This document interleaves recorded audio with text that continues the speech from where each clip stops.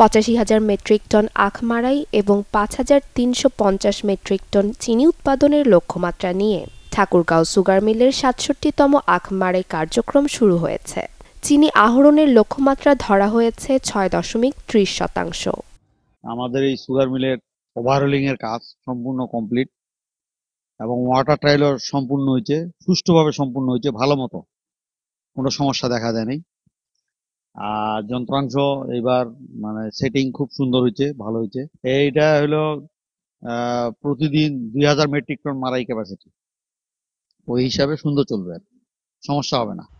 ঠাকুরগাঁও চিনিকল সচল রাখতে চলতি মৌসুমে প্রায় ৬,০০০ একর জমিতে আখের চাষ হয়েছে। এই পরিমাণ আখ দিয়ে ৬৫ থেকে ৭০ দিন পর্যন্ত চিনিকল চালু রাখা সম্ভব। সে অনুযায়ী চিনি উৎপাদনের লক্ষ্যমাত্রা ধরা হয়েছে ৫,০০০ টন।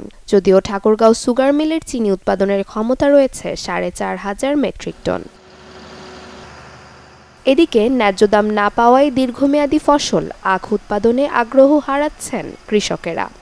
জমিগুলো যখন টুকরো টুকরো হচ্ছে, এক ভাই যখন আবাদ করতে এখন ৭ ভাই জমিগুলো ভাগ নিচ্ছে, এই জন্য আখের আবাদটা জমি টুকরো টুকরো হওয়ার কারণে কিন্তু আখের আবাদটা থেকে মানুষ পড়ে যাচ্ছে।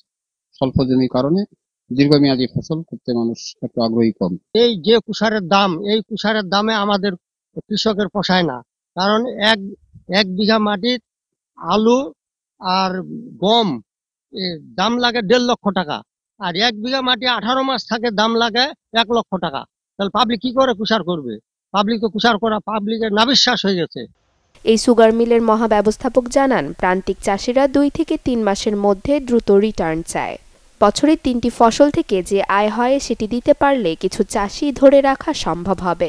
মিলে মাড়াই ক্যাপাসিটি যেটা প্রায় ২ লাখ মেট্রিক টন আখ মাড়াই ক্যাপাসিটি রয়েছে, কিন্তু আখের উৎপাদন কম থাকার কারণে, আখ প্রাপ্তি কম পাওয়ার কারণে এটা মাড়াই এর দিনটা কমে যাচ্ছে।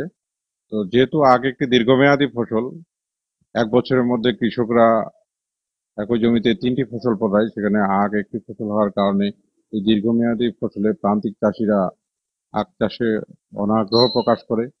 তথাপিও আমরা সরকার আখের মূল্য বৃদ্ধির মাধ্যমে যাতে ৩টি ফসলের সমপরিমাণ মূল্য তারা আখের মাধ্যমে পায়, সেই ব্যাপারে আমরা প্রযুক্তিগত সহায়তা, আর্থিক সহায়তা, সব দিক দিয়ে আমরা ফলন বৃদ্ধির মাধ্যমে চাষিরা যাতে আখ চাষেও ৩টি ফসলের থেকে বেশি লাভবান হয়, এই ব্যাপারে আমরা চাষিদেরকে উদ্বুদ্ধ করছি।